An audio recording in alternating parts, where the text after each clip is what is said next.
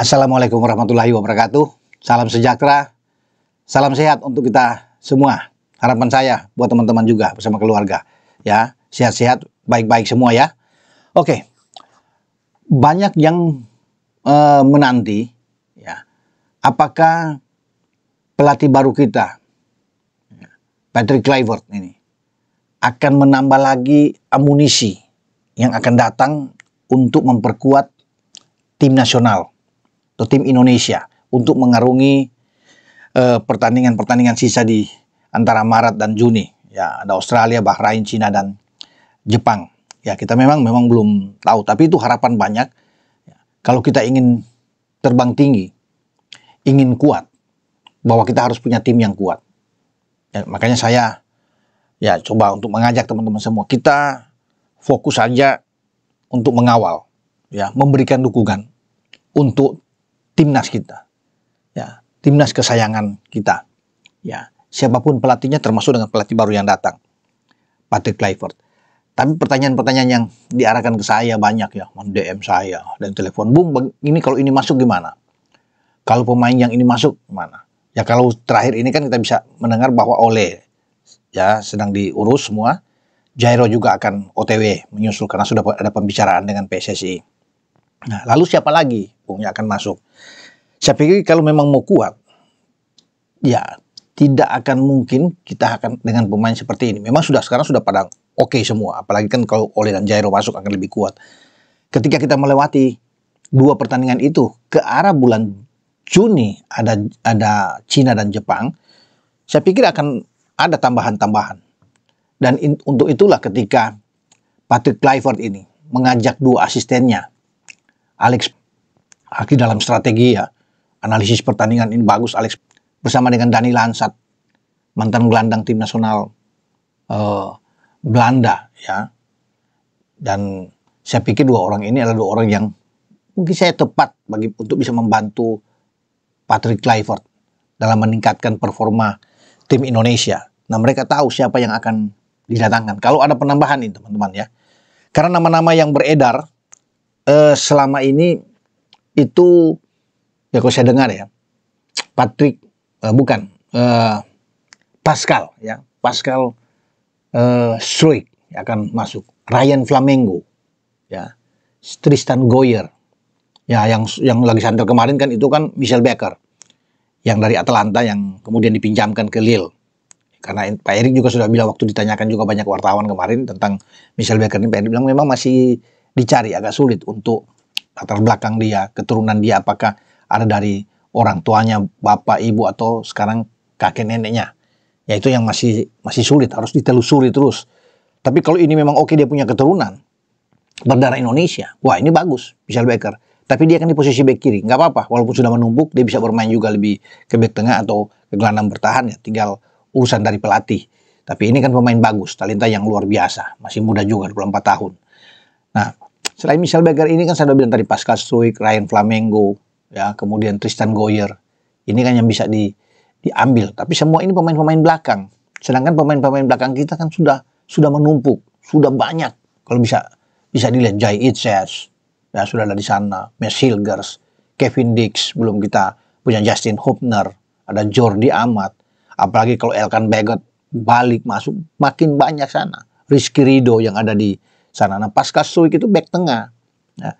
Apalagi Ryan Flamengo, Tristan Goyer, kan semua tipe-tipe pemain yang lebih bertahan. Tapi ada juga pemain lain yang bertahan yang digadang-gadang disebut-sebut lah, bisa dipanggil. Ya, misalnya Osterwolde, ya, yang bisa dimainkan. Bisa saja semuanya. Tapi kalau kita terlalu banyak pemain belakang juga sulit, dan saya pikir tidak akan mungkin semua akan diakomodir oleh PSSI. Kalau di belakang sudah ada 6-7 pemain yang bagus, masa mau nambah sampai 9-10 pemain? Ya, kita harus cari lebih banyak di gelandang, yang lebih banyak kita menumpuk gelandang. Ke gelandang ini agak kurang, walaupun mungkin Jairo akan datang. Ya, berarti sana cuma ada Jairo, Tom Hai, Ivar yang ada, ya, Nathan Cho.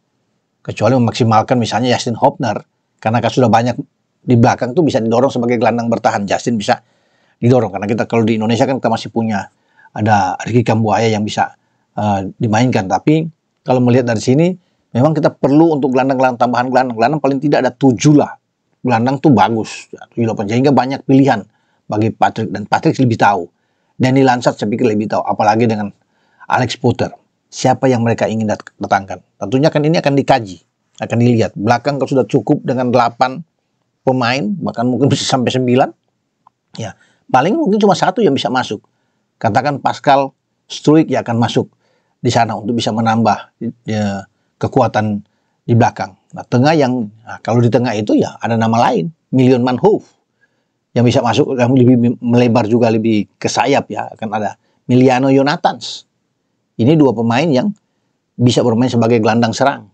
Kalau mau ya dua pemain itu yang akan ditambah ya di saat kita sudah mendapatkan misalnya dengan Ole masuk dan Jairo, untuk kedepannya lagi menyambut Cina dan Jepang, masuklah Miliano misalnya dengan Milan Manhoof, tergantung, atau dengan Pascal yang ada di sana. Ya ini akan sangat kuat, karena sebelumnya kan kita juga masih punya pemain yang sudah bahkan mengurus surat-suratnya, ya, Mauro Silstra, bek muda, penyerang muda yang bisa ada di depan, jadi bisa menampingi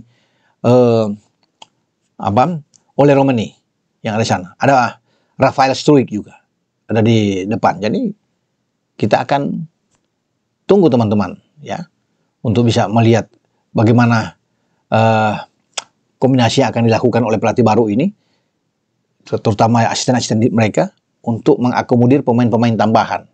Ya, tapi untuk saat ini saya pikir akan dimanfaatkan dengan apa yang ada dulu, sambil menanti pengambilan sumpah dari Ole Romani dan juga dengan Jairo Radeluat, karena itu kan yang disebut oleh Pak Ketua Umum, Pak Erik. Nah, kalau soal ke depan dengan nama-nama yang saya sebut itu mungkin menyusul. Tapi memang kalau ini kita bisa mendapatkan poin, melawan Australia katakan imbang dan menang melawan Bahrain, pas penambahan untuk 3 lagi ke depan, ini akan sangat mantap buat tim nasional kita. Yang saya bilang tadi kan, misalnya dengan Miliano Jonathans, bisa ada Pascal Struijk, bisa masuk juga ikut ke sana, atau salah satu ya Manhoof yang akan didatangkan, ya kita tidak tahu, atau dengan Silstra untuk bisa menambah yang ada di depan. Kalau dianggap dia masih terlalu muda, tentunya akan cari pemain yang lain.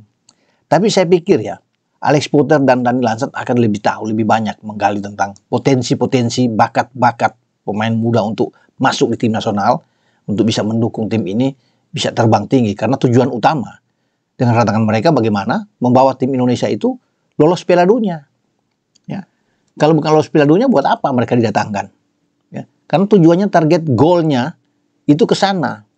Makanya ini akan harus kerja keras bagi Patrick Kluivert, Danny Lansard yang membantu Alex untuk bagaimana menciptakan suasana kondusif di ruang ganti, lebih bagus lagi, komunikasi jalan dengan baik, kemudian menciptakan tim yang kuat, tim yang tangguh dengan pemain-pemain yang oke.